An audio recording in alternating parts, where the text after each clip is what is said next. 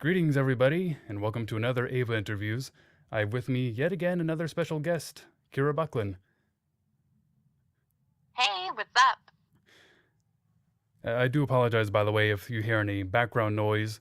We just so happen to be recording at the exact same date and time as a block party of some sort right next door, so if you hear any hooping and hollering and shenanigans going on, this is probably it. But I'm told that it's not too overbearing as far as recording goes.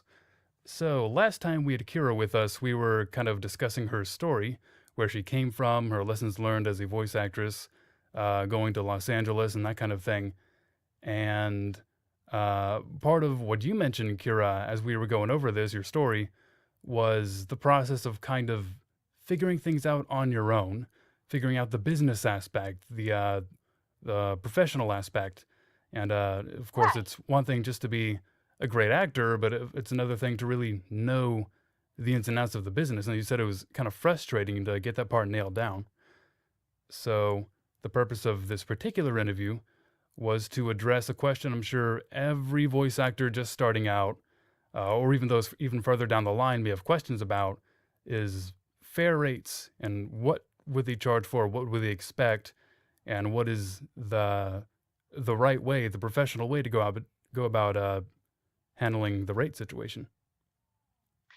Yeah, I mean, I think the reason that people have really been starting to talk about voiceover rates more now is because the market for VO is so saturated with people who are doing it or who want to do it that I feel like a lot of clients in general want to drive the rates down because they know people want to work, people need the work, and it's just kind of creating like a hard situation all around because everybody needs to work, but at the same time, you want to make what you're worth. You don't want to undercut other people. So it's just like, it's a really hard thing to talk about, especially because most people aren't comfortable discussing money with their friends very much. So I don't know. I think it's good that people are talking and getting more transparent about things. Yeah, the blessings and the curses of voiceover becoming so widespread, where so many people can do it from home. The indie scene has really exploded and taken off in a variety of ways, thanks to Kickstarter and public funding and that kind of thing. But like you said, it's created, in some ways, that old term, the race to the bottom, where people are desperate for work or desperate just to get their name in something where they'll take anything. They'll take free. They'll take $10. They'll take, uh, you know, a variety of controversial situations where they should be paid or they should be paid more, but they aren't because they're racing to the bottom. So it is a Yeah. very sticky And situation. that being said, as somebody who started online and someone who runs an online community for voice actors, I have written a topic before called When is it okay to do things for exposure? Because at the same time, if somebody's just starting out, they don't have any professional experience, maybe they've taken an acting class here and there, but they haven't, they're kind of getting used to recording things, trying out for projects, because a lot of projects are just hobby projects. And in that case, if it's not paying, which most hobby projects don't, because it's just, hey, I'm making this video for fun with my friends kind of thing. I think that's perfectly fine in that situation. And that's a great way to get experience. But what I don't want to see, and what usually people have kind of started calling out if they see it, is when people are making money on their project and then they post wanting voice actors for free because they know, of course, a bunch of people will want to do it. But it's like, okay, that's not really fair because your project isn't a hobby project. It's not a, group of friends getting together and, making something in their basement. This is like something that's raising a ton of money. Yeah, I think that is the rule of thumb to any content creators out there. If you, the producer, creator, or whatever leadership position you really have over this project, if you're making money off of this in virtually any form, whether it's payment directly for people buying the product or advertisement or something, everybody else involved really should get something, they should get a slice of that action too. Hmm. So, kind of starting off the conversation, or rather continuing it, what I wanted to do was very generally go over some expectations of voiceover rates for various genres, whether it's commercial or video game or animation, And of course, there are tons and tons of genres that we could delve into, but we need this to be like a 30-minute or 60-minute interview and not a 200-minute interview. So, Right. so, and after that, I wanted to go into a little more detail on why is this rate this way? What does this term mean? Why is there this difference between commercial and video game and that kind of thing? So kind of starting generally and going more in depth as we go. And another nuance I wanted to point out was there are a lot of articles and people talking about voiceover rates, kind of like you said, is becoming a bigger thing and a bigger topic. But one thing I also happen to notice from a lot of articles and pointers is that they're not always consistent between, say, a AAA action video game and a video game from a much smaller studio, and then just an indie game that people are making in their basement. There's not always a very uniform kind of voiceover rate. So they'll say, oh, you should be charging $420 an hour at a minimum for a video game role.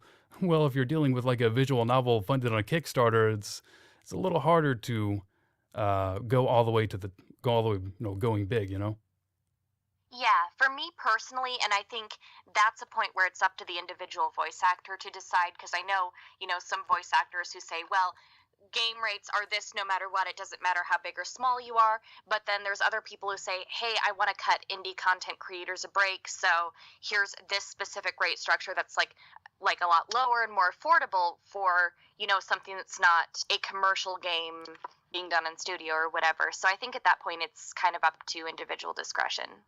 Yeah, much more flexible. And when we get to video games and indie games and that kind of thing, I think we'll delve a little deeper into that. To start with, though, I wanted to go over what pretty much every professional voice actor says is a requirement to really make it, really go forward in the VO career, which is commercials. You can have a video game demo and an animation demo and an audiobook demo, but without a commercial demo, your work is usually going to be fairly few and far between. So it is an important genre to tackle. Yeah. So that being the case, and again, just kind of very generally, and then we'll delve into it. So for anybody listening to this, don't hear what we're saying and go, oh, well, I should be charging exactly that. Okay, bye, thanks. No, just stick around. We're going to talk about it more. But for commercial work, what could a new voice actor who's just started the career, just got their demo made, their website made, and they're starting to market themselves, what sorts of rates and what sorts of things would they charge and could they charge for this sort of commercial just starting out? Well, rates for something like that widely vary, and I'm going to say up front that I personally don't have a lot of experience in the commercial market. Most of my work opportunities are from character voiceover, so I do ton of games, ton of foreign dubbing, ton of animation kind of stuff, and apps and things like that. I will say up front, a really great resource that you can use that was actually started by a few of my prior voice coaches. It's you can Google the GVAA rate guide. It's like Global Voice Acting Academy, and they put together this really, really comprehensive rate guide. And so that's kind of a thing that you can use to refer to. So, for example, even if you have a client where you're like, I'm going to cut them a break, they don't have a big budget, et cetera, you can always refer to that and say, hey, this is what I could be charging. And I know I had to do that with a client once for a phone messaging thing, because they were like, wanted to pay me like these really dirt rates, and they're like, no, this rate that you're asking is way too high. And I was like, no, actually, this is what I technically should be charging you. And so I think it's really, really good that they put together that rate guide, and I highly, highly recommend that people check it out if they're, that being said, it is a guide, and if somebody's newer or just starting out in certain mediums, then sometimes your experience level is taken into consideration. Not so much for like in studio and person work. For example, I know we're going to get to like dubbing and stuff later, but for example, if you're in California or you're in Texas and you're doing like anime dubbing or games or something, you get the same rate if you're cast. Everybody gets the same rate. But and that's like set by the studio and client. You don't ever have to worry about telling them, well, this is my rate, because it's all set. But that being said, for commercials, I'm in a few voiceover groups on Facebook, and there's been a lot of discussion about commercials in particular because a lot of companies and clients are, I don't want to like preying on newer voice actors, but they are, whether consciously or unconsciously, taking advantage with certain terms and certain rates that really aren't fair to talent. And one of the things that they try to do with that, it's in regards to usage. So, for example, if something is just used on the company website as an ad to promote that company, like just on their website, that's different than if it's a national TV campaign. Like, there's, where the commercial is shown or played and how long, those are things that should all be taken into account. Unfortunately, if you're not dealing with a union commercial like a SAG-AFTRA, which unfortunately that's becoming more common these days, then you really have to be careful because a lot of times they'll want to do what's called a buyout, and they'll say to the talent, hey, we're going to pay you this rate and we can own the rights to your audio, use it as long as we want, forever, like whatever, doesn't matter. And for something like a game or whatever, that's really common. They own the rights to what you did, they can use it in their promotions, etc., that sort of thing. But for something like a commercial, that can be a big problem. And one of the biggest reasons is what's called conflicts. So, say, for example, you do a commercial for a car dealer, like some kind of car, and they're like, okay, we want to be able to use this forever, as long as we want, whatever. And say they even give you a pretty good rate, and you're like, well, okay, like, whatever, that's worth it. They're paying really well. They can use this as long as they want. And you think you're good.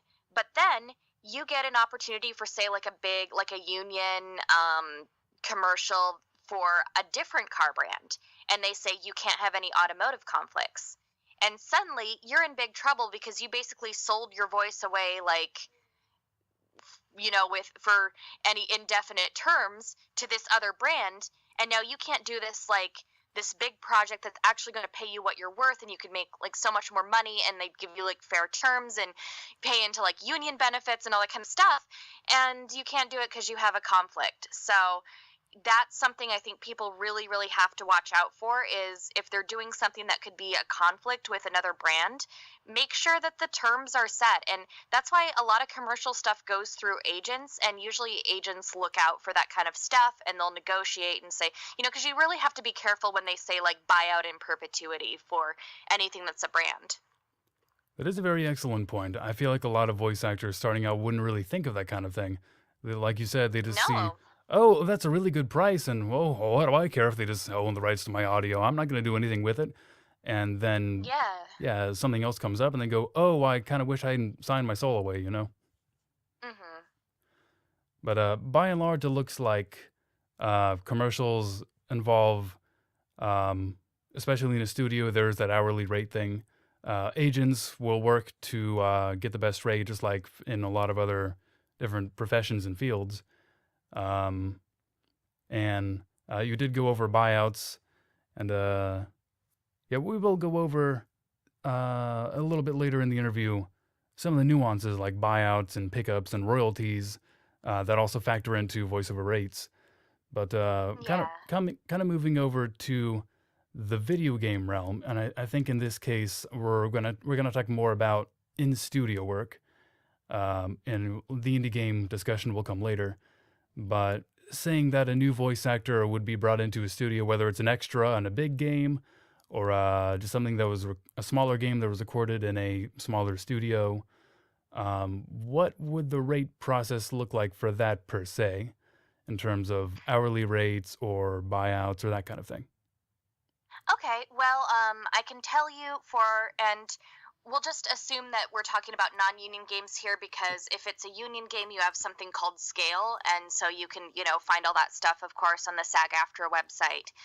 But the rates for non-union games are actually fairly comparable, and I'm going to be talking about the California, like the Los Angeles market here, but as far as I know, I think Texas is like pretty much on board with our rates from out here if they're doing like an in-studio game.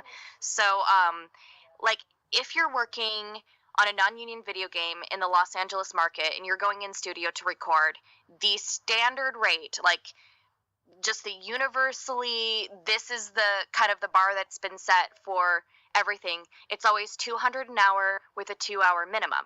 It doesn't matter if it's a mobile game, it doesn't matter if it's like a console game, or how much it's going to sell, whatever. Like, if you go in and record on a game, even if you're new to the industry and they're bringing you in, like, it just doesn't matter. That's the standard rate.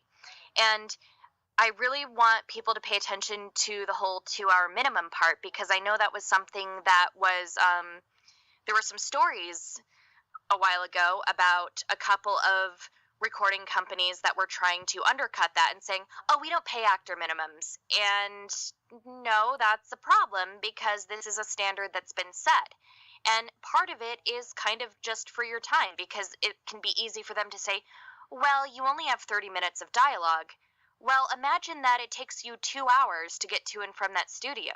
Like, you're essentially being compensated for going to that session, for blocking out your time, for, any transportation that you might need, all that kind of stuff. Like, if they want to bring you in, that is a 2-hour minimum.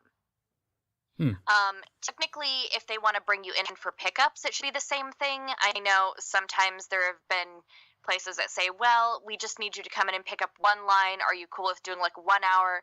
And at that point, that's up to the individual actor's discretion if they're cool with doing like a 1 hour for pickups, or if they are still going to ask for the 2 hour. But you still can ask for the 2 hour, like every time you come in. And I know that's a really important thing to distinguish, that is just the rate across the board, at least in the LA market, because sometimes you might have a client bring you in and say, oh, well, we're just doing a mobile game, so we can't pay the standard rate. And it's like, no, if you're bringing me in studio, this is the standard LA market rate, and it is with a 2-hour minimum. Like, it doesn't, one time I heard about somebody saying, well, our clients prefer not to pay 2-hour minimums. It's like, yeah, I'm sure your clients would prefer not to pay like $5 for the voice acting if they could, but that's not how it works. And I know, especially for newer actors who are like, they moved out here and they're trying really hard to get started. I know if somebody's like, hey, we're going to pay you $200 for the video game, but we're not going to pay the 2 hourly, it's really, really tempted to say like, oh, okay, like, I want to do it, I want the game credit, I want the work.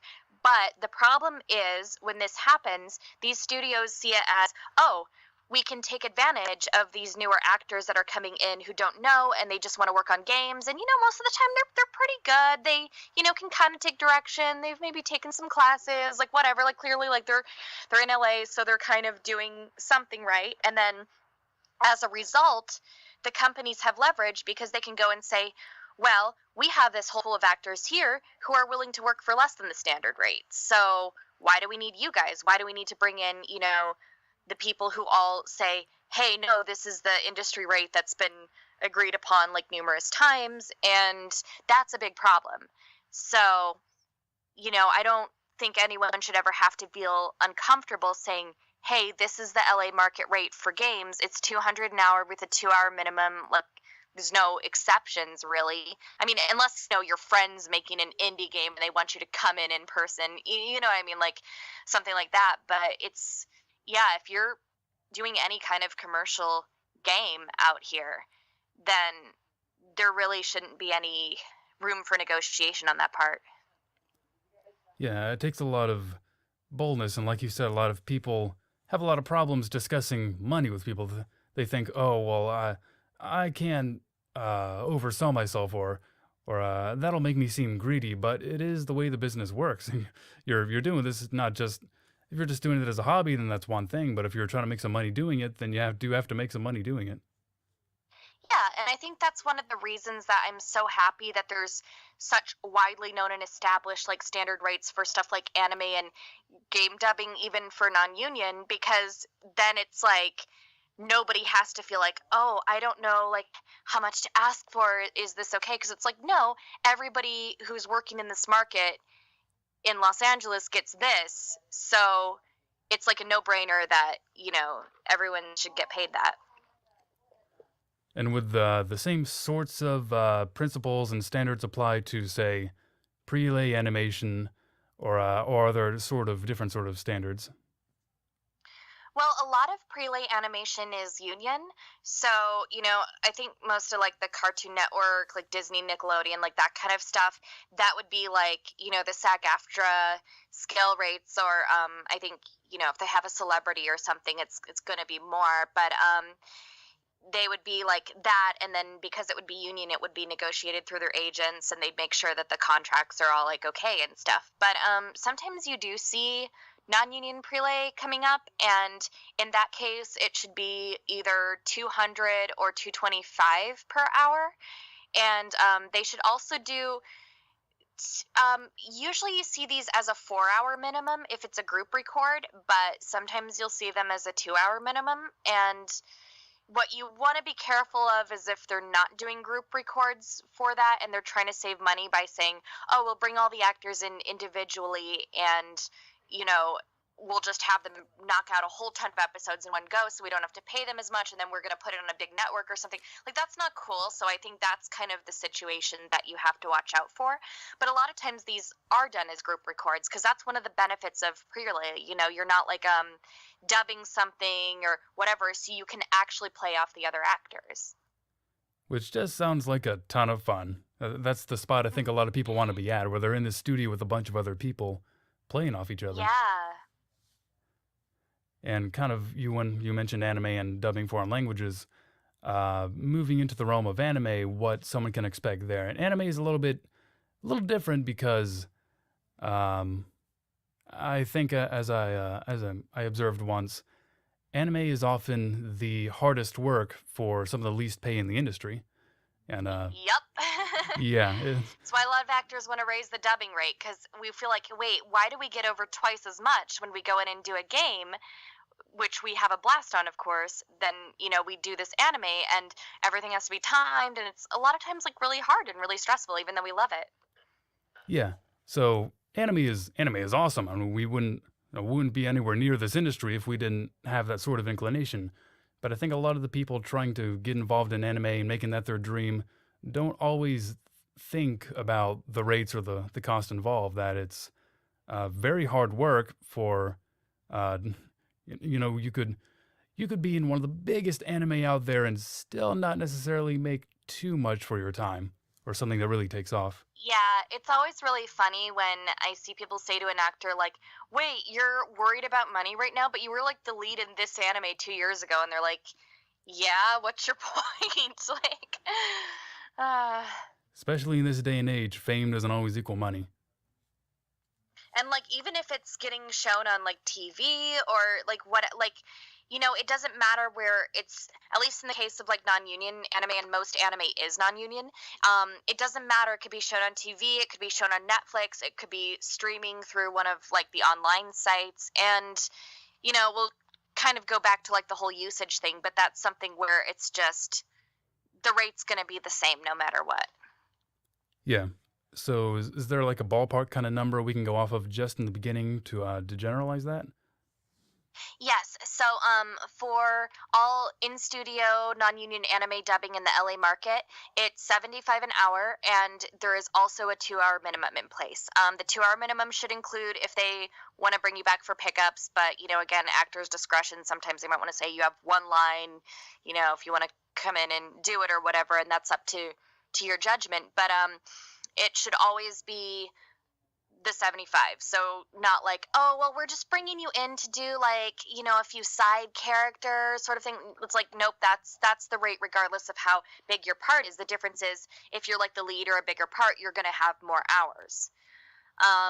You can do any number of episodes in that time. So, for example, if you're a really small part, you might show up in like 5 or 6 episodes, but only have a couple lines in each, and you're booked hourly, not per episode for something like anime. So it's like they could have you do all those episodes, and it just depends how long you take. But again, even if they only need you for an hour, you're still getting a 2-hour minimum. Now, I know things are a little bit different out in Texas, which is the probably even bigger anime market, to be honest. I haven't really worked in Texas, so I'm not 100% sure, and don't quote me on it, but I believe they only do 1-hour minimums out there, and I think it's like 50 an hour. I'm not sure, but my point is that you should go with the standard for your current market. So if you're not sure, ask friends who work in that market in like your area. So like if you're, for example, an actor out in Texas and you have any confusion but I mean like Funimation's like really cool from what I've seen. Like I don't think anything weird would be going on there. So I don't think they'd ever have to have that conversation. I don't know, but anyway, if they had any questions, like if some other newer studio were trying to come up and they're like, "Oh, we're trying to cast people," it's like, okay, talk to your friend who works in the same market that you do, and just make sure that you're on board because they're gonna know. Yeah, so definitely ask around and definitely compare. And it sounds like the minimums too are a very important thing. That not just Yeah. by the hour, but you have to make sure that your trip is worth it to the studio and the time that you put in. Yeah, and don't do like a fraction of the hour thing. Like the booking should be paid hourly. I mean, sometimes they'll do like half out, like like okay, 2.5 hours or 3.5 hours. I don't know. Some actors are divided on that. They say we should only be booked in full hours, but definitely don't let them do like some like quarter hour. Like you know what I mean? Like if you're recording and they need to go 15 minutes over, then that's another hour on your like. Don't let them be like, oh, we're gonna pay you for 2 hours and 15 minutes because that's like not really fair. Yeah. Now, we've mentioned quite a bit about buyouts and pickups and royalties, so I wanted to go a little bit more in depth with those too. Um, Hmm. like, in terms of rates, when voice actors just beginning their careers, what other sorts of things might they not really be thinking of? Because a lot of people are thinking, what is my upfront rate? What am I being paid hourly? But they're not thinking, what should I expect for a buyout? What should I expect or charge for pickups? How do royalties work? And there are all kinds of other little things that a lot of people don't really think about. Okay, well, I know we talked a little about pickups if you're doing them in person for like an anime or game or dubbing session, and how it's generally just treated as a regular session. Although sometimes, if somebody just has one or two lines and they live close, sometimes they'll do a favor and say, okay, we can just do the 1 hour since it's just a pickup session and not a full session. But again, that's up to the actor's discretion. The thing that, especially for recording from home, that I think is really, really important to think about, and a lot of people learn it because they get burned by certain clients, is revisions. Now, obviously, we want our clients to be happy with our work. Um, we generally try to go above and beyond to an extent to make sure that they are happy. But you have to think about a reasonable revision policy when you are working with independent clients who hire you directly, like over email, and you're recording from home or something, because they can't really, you know what I mean? Like, otherwise, they could just come back again and again and again. They could give you this huge script. They could give you something, or say if it's a character thing, they could give you like 100 lines and have you redo them over and over and over again for like the stupidest. Like, okay, I'll use like a real life example. Obviously, I won't give any details, but I had a client who hired me over email for like some narration, English as a second language stuff, and they kind of said, okay, this and this, here's what we want. And I sent them a sample and they said, okay, try, slow it down, do this and this. So I sent them and that's another thing. Like you can give them a sample up front if it's a big job and say, hey, I just want you to approve this sample before I do the whole project so that you can make sure you're happy with the tone and the pacing and everything. Because that way, one, you have in writing that they approve the sample. So if they try to come back and say, oh, I didn't like the way the voice sounded, oh, you need to redo the whole thing but slow it down, or whatever, it's like, well, you have proof that they approved the sample. So anyway, I got the sample approved, and then the client, it was a really, really long job. It took like 2 weeks for me to finish this.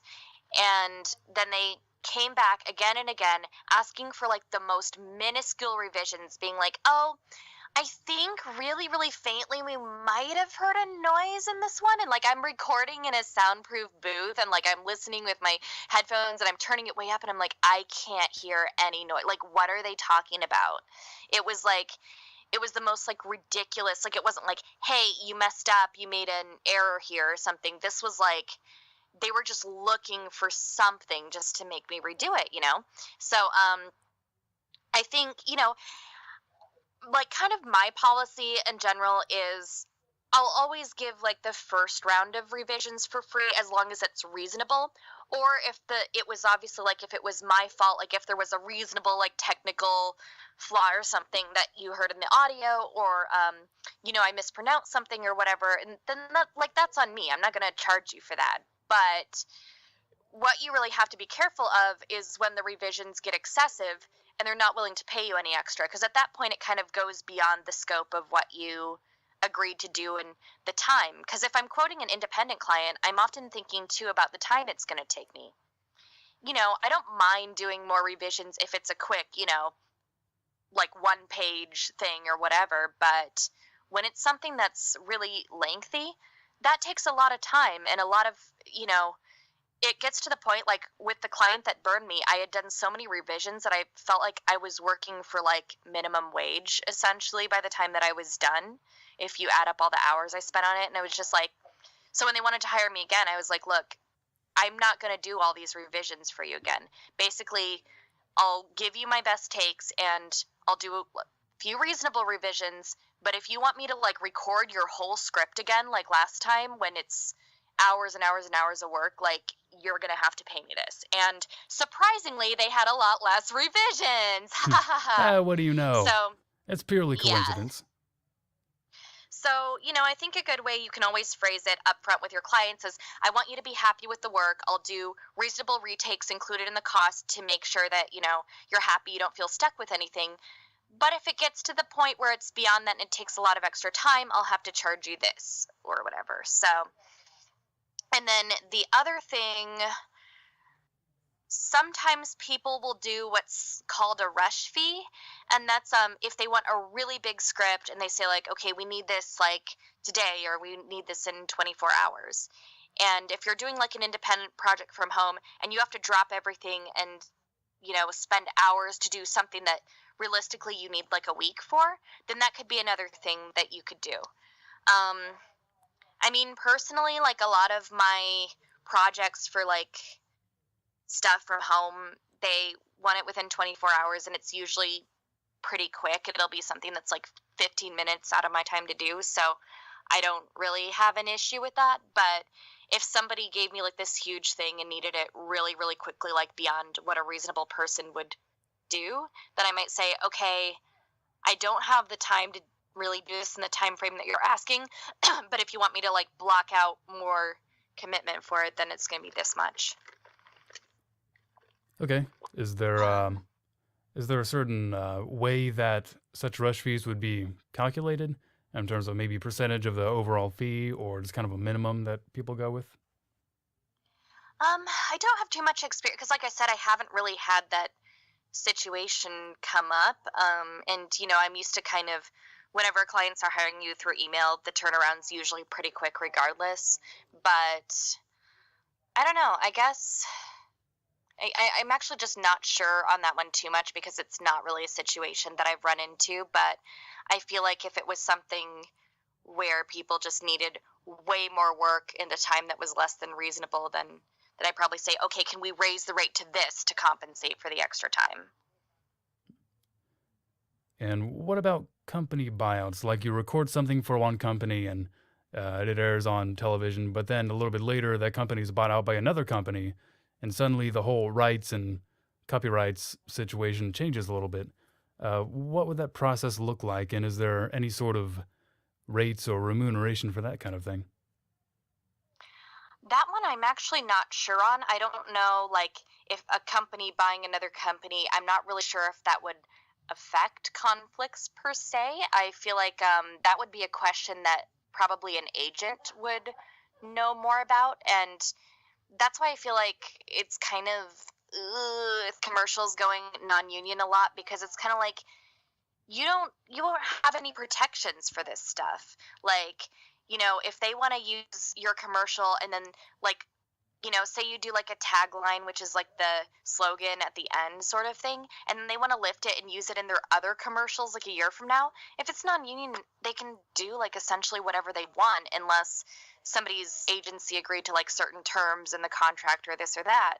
But if it's like a union commercial, then all that kind of stuff they have to pay the actor for again. Same for, the chance to get residuals. So if somebody does a commercial and then it airs for a month or it airs for a season or whatever, basically you can make more based on how long it airs. But if it's non-union, there's none of that. They can do whatever they want with it for however long. So basically, if you have questions or something like that happens in your line of work, consult your agent or consult your friends in the union or in an agency, just to be more aware of what could and should go on. But Yeah, otherwise, it and doesn't like sound I like a said, if terribly. you're getting this stuff through an agent, then they're, part of their job and their whole business is to know that kind of stuff and work on that kind of stuff for you behind the scenes. So you don't, a lot of times the terms will be stated up front and your agent's going to have that covered. Like they know what they're doing, but it's really like, I kind of caution people against doing too much of that stuff on your own unless it's like a small local business or this or that, because it's like you just don't know. And that's why like commercials on pay to plays I feel like can be pretty dangerous, especially if it's some big national brand, because it's like, well, you don't know what, there's no like transparency most of the time. Mhm. Yeah, it's the more people you have involved that um, are steeped in the business aspect, the better off you are. So basically, make tons of friends, be bold in talking to people and upfront with what your expectations are and uh, what their expectations are and how you can meet them in the most ethical and rewarding way for both parties. Yeah, and one of the things that you can do, if you happen to know that your friend is on the same project you are and you feel like something shady is trying to be pulled, then talk to your friend privately and say, hey, I noticed we're on this project together. And because I mean it's kind of like a friend da thing. Like a lot of people just, if you're working on the same thing, like it, obviously you can't talk about that publicly, but it's kind of, you know people know everybody's business a lot who are close in the same industry. And so if you're like, hey, it's kind of weird because I noticed that they're trying to book me for like this thing and that, you know, whatever, and I just don't feel quite comfortable with this rate, and I want to know like what your thoughts are on it so that we can be on the same page. Because here's the thing, an individual actor doesn't have a whole lot of negotiating power in most situations unless they're a celebrity or whatever, which isn't the case for most voice actors. But a group of actors together has a lot more power. So for example, if let's just say a game company is trying to, instead of like the 200 an hour standard rate, they want to do 150 an hour with a 2 hour minimum, and they find a bunch of actors who are willing to take that, but then, you know, 3 or 4 actors say, well, no, this isn't standard rate, so you need to pay us the standard or we're not doing the game. Then they're like, okay, but we have like these 10 other actors who said it's fine. So you kind of like don't have that power. But then if like 9 out of the 10 actors on that are like, yeah, like pay standard rate, then they're kind of backed into a corner. So I think it's really important that actors band together and stand up for, those things. And I know it's like a really hard, because you don't want to say like, well, I'm going to walk away from this job. But I think if it's something where it's like something like that, where it's very clearly not the rate it should be, then you kind of have to stand with other people. But there is power in numbers, is basically what I'm trying to say. Yeah, stick together. That's a very good point.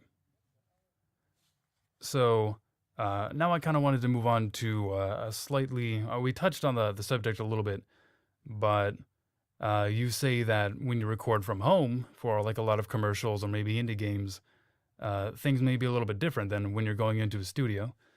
So, especially for a lot of the people just starting out and a lot of their work is going to be online, done in their own home, um, what might be some differences between how they work, how they're paid, how they might charge for the work compared to when they're in a studio, like for a lot of indie games, uh, you can send your demo to them and they'll be like, "Oh, you sound really good. What are your rates?" I think that's where a lot of voice actors are stuck at.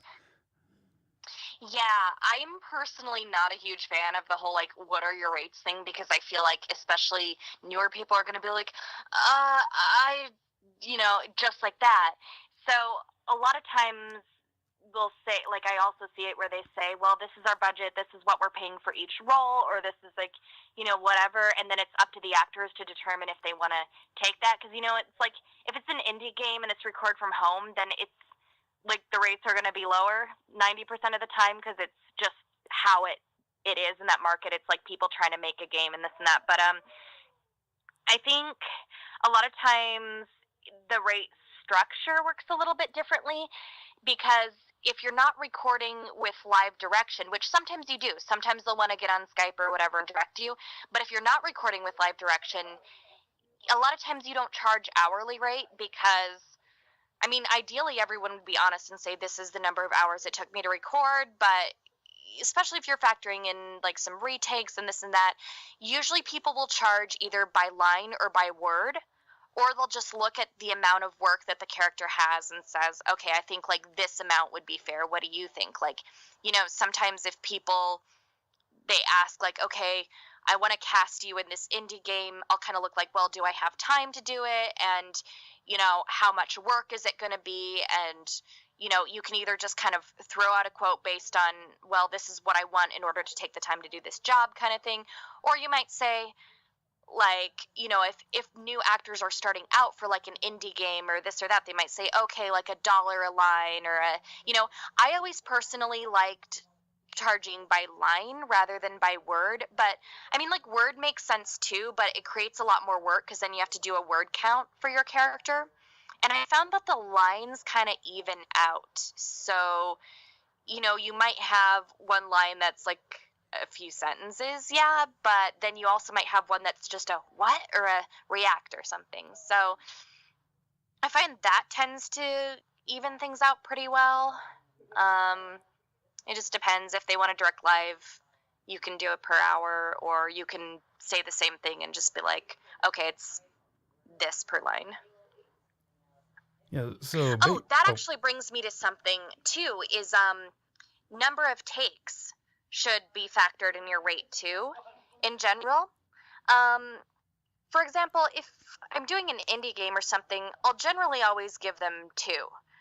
And that way, if there's a technical error in one, or if there's something where they're like, oh, I didn't like that this word was emphasized that way, or whatever, they have another option. But sometimes if you're doing a really long script or narration or something, and the client's like, I want 3 takes of this, and it's a really long script, that's 3 times the work. So if you're quoting them, you might want to factor in either like upfront into your prices, because I know there's some actors who right off the bat they're like, well, I want to make sure the client gets 3 options, which is fine, but you just want to make sure that you're not doing way extra work if it's a big project for the same amount of money. Yeah, that's a very good, sensible policy to have. To, because like you said, it is more work. And that is going back a little bit further. That was also a good policy that you mentioned, where just kind of be involved with who, basically whoever's signing your paycheck.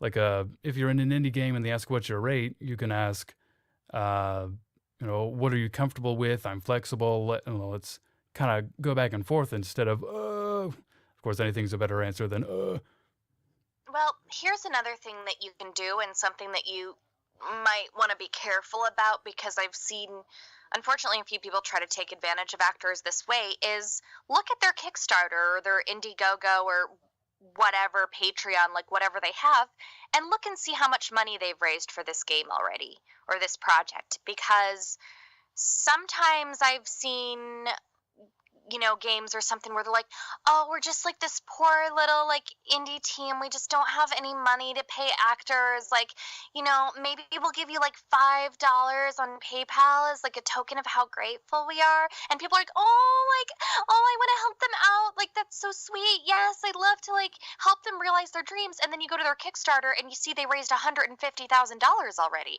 And it's like, wait a minute, you have all this money and you're paying your artists and your programmers and you're paying everybody else for your creative team, but you're telling the voice actors like maybe you'll give them a free copy, like, so I think you can either, and if they don't have any information out, you can say, hey, what's the kind of budget you're working with? Because there's also a thing where you find out they might be like, oh, we just don't have like hardly any budget for voice actors, and then they're paying some YouTuber big bank to do a cameo role. So Yeah. if you're not sure, or whatever, just do your research. Just look at what kind of following do they have? Do they have they raised a lot of money for this project? Do they have previous games that have been really successful and therefore they might be more likely to have a budget?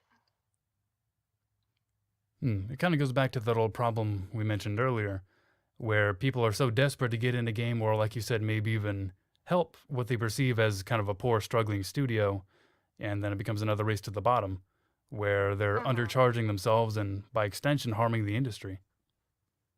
Yeah, and sometimes it literally is that. So I don't want like anyone to feel like, oh, if somebody says, well, we're just like a really small team, because there are really genuine people out there who are like, I'm funding this game out of pocket, like I don't really have a lot of personal funds, but a lot of times you can tell because they still want to do the right thing. They're like, hey, what's your rates? We'll do your best to meet it. If we can't, thanks anyway, and we understand. And so when I see somebody say something like that, then it just seems a little more like honest, I guess, because sometimes, yeah, you will have that. You will have somebody being like, I'm paying for this myself, I'm not crowdfunding. So it's just like really up to you, and you have to use your best judgment. And how much sense would it make, in the vein of both lowering your expectations and trying to work within their budget? How much sense would it make to lower your rates, or I guess a question of limbo? How low can you go? Um, like obviously, if they say, "Well, we pay you a flat rate of $100," that's one thing. You kind of take it or leave it. Um, and like you said, you can charge by the line, or some people by word. So it's more of a question of uh, what, in the context of recording from home, do you might typically charge, or how low can you go before it just becomes not worth your time? Well, I think that, it's up to the individual actor, like how much of a break they want to cut them, because you might say, like, okay, I understand that they can't do this rate that I asked for, but what about like this or something? And so I don't think, like, don't come in with like lower than you want, because then you have nowhere to go if they try to like come back with something else. Um, but it's really like, and my kind of rule, because I've had some people come with insulting, you know what I mean? Like they're saying, oh, this game is going to be 200 lines and we're going to pay you like $25 or something. And it's like, are you kidding me? Yeah, But like, and a newer person might see that and say, okay, I know that's a lot of work, but I just want like a paid role on my resume, and the people seem cool. It doesn't seem like they're undercutting. They just literally don't have a big budget or something. So it's like, if they want to take that, that's fine in that context. But my rule is like, I'm always polite, even when I have to turn something down, because if you say, hey, I'm really sorry, this is outside of my budget. Let me know if you're willing to meet these rates and we can talk. Otherwise, I wish you the best of luck, sort of thing. So, I'm never going to go to a client and tell them, like, oh, your rates are insulting right off the bat, especially if they're like an indie game studio or something, just trying to like do what they can. But if it's like lower than I'm willing to accept, I just say, hey, like, I'm not going to have the time to do this, or I'm not, you know, I can't work for this rate, but here are some resources for people that you might be able to find, kind of thing. yeah, because a lot of these smaller indie projects, they're just sort of trying to find their way. There's a lot of these studios are making their games for the very first time. They have some experience coding or drawing or whatever their function on the team is. but it's their first time trying to wrangle a posse together in that context. So they may not think that they're undercutting or being inappropriate or in some cases even rude, but that's just because they don't know any better. So it's not a matter of you're insulting me or I don't like what you're doing. It's a matter of, well, this is what the standard should be in the industry, just so you know. Yeah, and that's one of the reasons I like the GVA rate guide so much because that way it's easy for both clients and talent to look at that and say, okay, well, here's this and this. Like, say, for example, you have an indie game producer who wants to hire you for something that's going to take an hour of your time on average. And then they say, well, we're going to pay you like, you know, $50 or something. And you might decide you want to do it or because it's an indie game, or you could say, well, actually, like, I want like 100 or something. And then if they're like, oh no, that's way too much, and you can point to the GVA rate guide or to like the industry, and you can say, well, industry standard is 200 an hour, so I'm giving you half the rate because you're an indie company who's like just trying to like make a game online, and I'm recording from home kind of thing. But normally it would be 200, so that's why I like that you can come back and say, well, this is the industry standard rate, which is what you technically should be matching. But this is this discount since you're not like a full-on company. Hmm.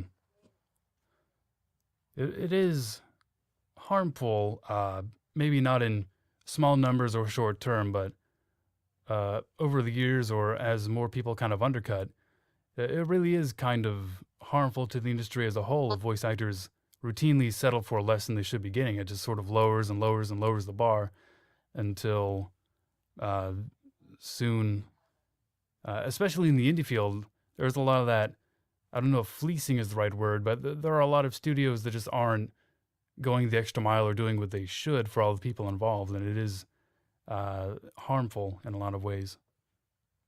Yeah, and I think it's important too to kind of look at what you're working on, and because if it's like this big company or something and they're trying to pay way lower because they're going online or whatever, then be like, no, like blah blah blah. Like, for example, in if I'm sending out like an indie rate kind of thing, I always make it clear like this is indie rates, like this is not, if you're doing something for commercial use or whatever, then you need to pay like standard industry rates. But at the same time, I want to give a break to like really small independent content creators who are like, hey, can you do a few quick lines from home sort of thing.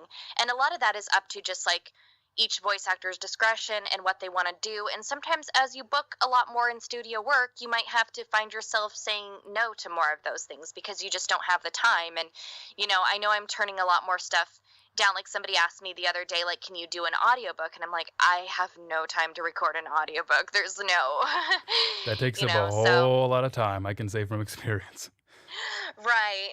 So If you have any free time left, yeah. no matter how little, just give it up if you're doing an audiobook. You like sleeping? Hmm. Not anymore. Yeah. And like pay to play sites, I'm just like I'm so annoyed with that. Like, I know a lot of actors are really annoyed with them because, okay, like on one hand, I get that, oh, it's, people who don't live where the work is have access to audition, or especially if they don't have an agent or whatever. But the problem with those sites, I feel like one of the really big problems is that clients can go on there and post whatever insulting rate they want, and they know they're going to get hundreds of auditions. And then the site or like the project manager, whoever the intermediary is, they take a huge cut of what the talent is getting. And a lot of times there's not really transparency on that either. So, someone can go and say, hey, I want to do a national commercial and it's going to be used for 2 years. I'm going to pay like $200. Like, that's cool, right? And, it just seems very like scummy and predatory. I don't know. There's a lot of controversy over pay-to-play sites. There are pros and cons. Yeah, like I don't think it's like bad to be on it. Like, they're not like a scam or whatever. I have a article that I wrote, or yeah, it's an article, but then it talks about pay to plays a little and kind of the pros and cons. And it's like, you know, it can be a tool that you can use, but don't let it be like something where you just use it and get taken advantage of. Like, if a company wants you to do a game, like a commercial game for a game studio, don't be afraid to be like, well, hey, this is the standard rate for commercial video games. Like, going back to like that GVA rate guide or whatever, because it's not fair for them to be like, oh, we're going to pay $100 for this video game that's going to be released on console. Like, it's not an indie game. It's just, because then that kind of teaches, like, if they can go in there and get decent talent, that kind of teaches companies like, well, why am I going out to these studios in LA or in Texas or whatever? Why am I going to agencies? I can just go online and get, it's like, I'm a JoJo fan, so I'm going to have a power level moment here, but it's like, dirty deeds done dirt cheap. Oh boy. I actually never have seen JoJo's Bizarre Adventure. You believe that? All this time, and I've never even... There are so many classic things that I've just missed. I'm trying to get back into it. But JoJo is definitely one of them. It's so wonderful. I promise I will eventually get to JoJo's Bizarre Adventure. Somebody think Fist of the North Star is another one. I haven't even seen Dragon Ball Super, for crying out loud. But that's down the road. Back to the topic. About how upfront should you normally be with your rates to prospective clients? Is it one of those things where you kind of haggle back and forth a little bit and then you kind of introduce the rates? Or is it something you kind of mention right away? Hi, like if you're sending your demo to someone, hi, I'm Kira Buckland. These are my this is my demo. These are my availability, and these are my rates. Or is it? Oh no, never talk Yeah. about that in the first email unless they like specifically ask for your rates. Like if they're like, we're looking for voice actor demos, send your rate for this script or whatever in your email, then that's one thing. But no, like if you're reaching out, it should always be about just establishing that contact with the client. And then usually they will ask you for like a quote for the script.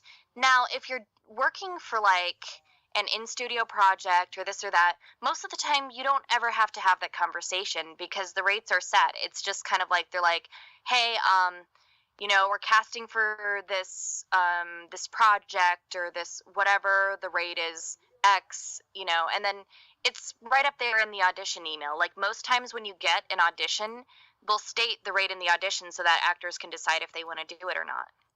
Yeah, so definitely not something you really lead with. It's something you, not to use too out there an analogy, but it's like you don't kiss on the first date. You wait a little later for that.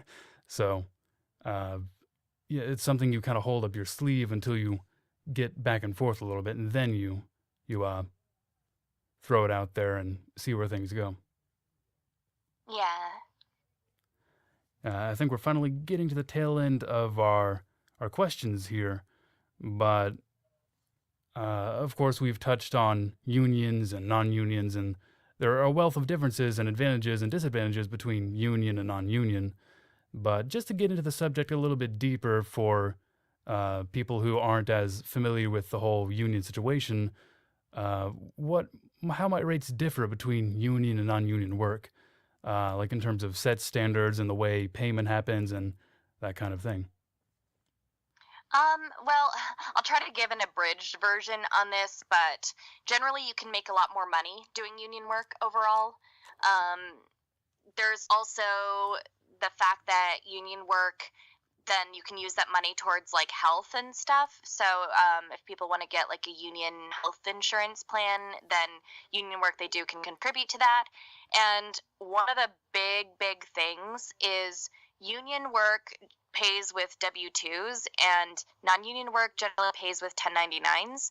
So if you're doing union work, you essentially get, and this is like in the United States, by the way, then you generally get paid like an employee and taxed like an employee. So it's kind of like when you get your paychecks from your day job and then they like give you the W-2 and stuff.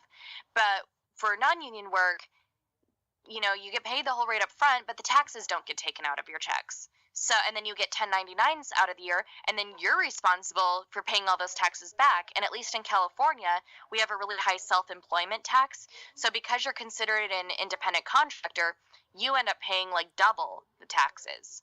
So, I mean, it's crappy, but it's legal.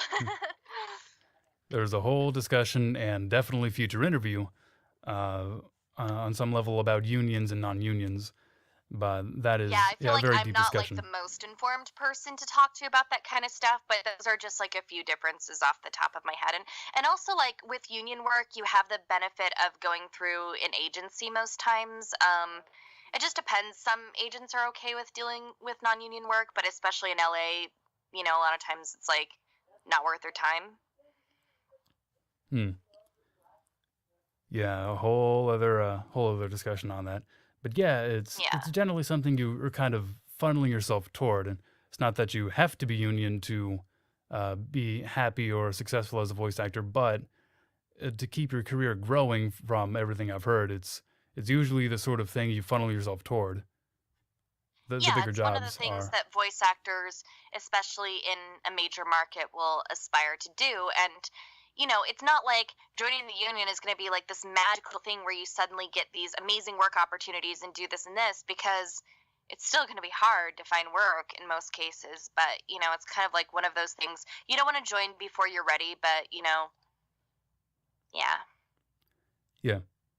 Well, thank you very much, Kira. We've gone on for uh, a number of questions and topics, and I think this will, because rates are always a very hazy subject. It's something a lot of people kind of they throw numbers at the wall and try and see what sticks, and maybe it does, maybe it doesn't, but it's a very hazy subject for a lot of people just getting involved. So I think this has Yeah, I'm done quite a gonna bit link to. that big rate guide that I keep mentioning so that you can link it as like a supplemental material with the podcast, because I think it's super helpful even for just kind of, you know, just getting a baseline for for industry standard rates. Here's what to expect. Yeah, and that'll cover all kinds of genres too, not just the ones that we skimmed over, but that'll be documentaries and other forms of narration and audiobooks and yada yada yada. It's going to be more than just what we touched on, so that'll be very good for people to look over and get an idea of what they should be expecting. Yeah, and for sure. And then that, like, even if it's a case where somebody's like not that experienced and they're like, okay, like, I just want like some work experience, they at least get a general idea of like, what's fair, what's not. Hmm. Well, that being the case, I want to thank you very much for your time, Kira. This has been very helpful and very enjoyable to do with. Yeah, thank you so much. And I want to pay special thanks to my neighbors who have actually quieted down a bit so we can actually have an interview. That was very nice of them. I didn't do anything. I guess they all went inside or something. But thank you very much, Kira. Of course, I will let you know if we ever come back to discuss any other topic. Uh, the shift that I really am going for with AVA is to really go into sort of an open educational type format. Uh, where, of course, when I first started, it was kind of a platform to kind of share my own stories and experiences with. But more and more, I'm starting to realize there are a whole lot of people who are curious about the whole growth process of voiceover, and I have the opportunity to answer or orchestrate the discussions to answer a lot of these questions. So the the more the merrier. The more people, the more interviews, and the more discussions we have, I think the more people will learn. Yeah, I think it's great. That being the case, I'm going to let you go. So thank you very much, Kira, for your time and your input. All right, thank you.